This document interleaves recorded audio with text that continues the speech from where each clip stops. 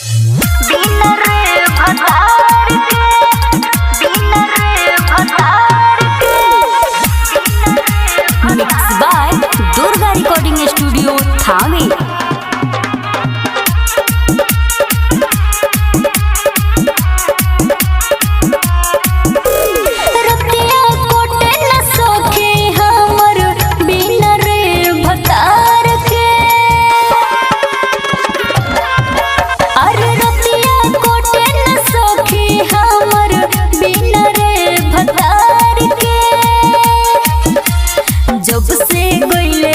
और जब से गईले बहरवा हम सुतिल तकिया रगड़ के रतिया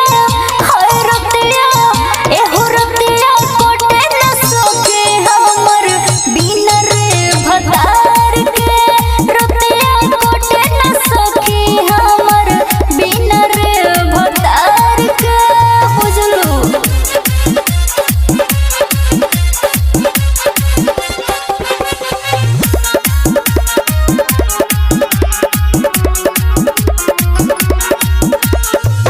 गावना भइलियो भी बानी नया कोनिया सोहल हाथ नइखे चढ़ल जवानिया कितना दुख कहे हो आय हाय हाय कैसे घर में रहे हो आय हाय हाय सखी सौंसे हमर बदनिया सखी सौंसे हमर बदनिया मन करे से जिया पलड़े के रतिया हाय रतिया एहो रतिया कोटे न सखी हमर बिन रे भतार के रतिया कोटे न सखी हमर बिन रे भतार के।